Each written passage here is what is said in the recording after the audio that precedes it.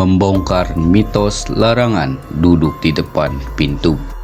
Mitos jangan duduk atau berdiri di depan pintu sangat populer di tengah masyarakat. Jangan duduk di depan pintu, nanti susah dapat jodoh. Atau jangan berdiri di depan pintu, nanti rezeki jadi seret. Ada juga larangan duduk menghalangi pintu pada ibu hamil. Sebagian besar mengatakan bahwa dengan duduk menghalangi pintu, seorang ibu hamil akan kesulitan dalam proses kelahiran bayinya. Akibatnya, persalinan pun akan lebih lama.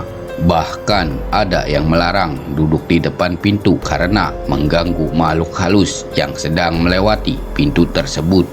Pelanggar pantangan ini konon bisa mengalami sakit akibat teguran dari si makhluk halus. Selintas tak ada hubungannya antara duduk atau berdiri di depan pintu dengan jodoh atau rezeki. Mungkin kalimat tersebut terlahir dari pengalaman hidup yang dilalui oleh para orang-orang tua di zaman dahulu.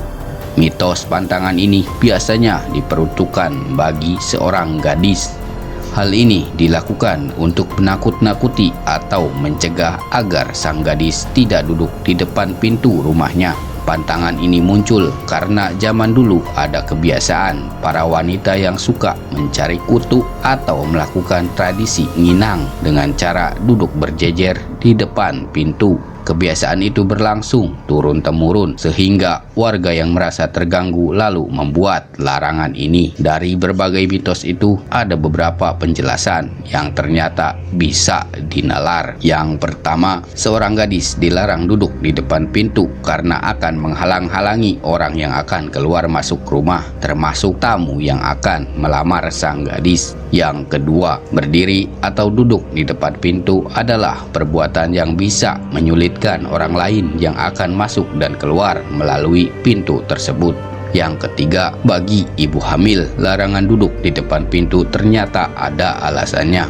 Duduk di depan pintu akan memperbesar potensi ibu hamil untuk terpapar penyakit yang ditularkan melalui udara atau yang biasa dikenal dengan airborne disease. Pintu yang terbuka akan mendukung penyebaran virus airborne disease seperti flu. Ingat, hamil adalah saat daya tahan ibu sedang berada pada posisi terendahnya, sehingga membuat ibu akan rentan terinfeksi penyakit termasuk flu.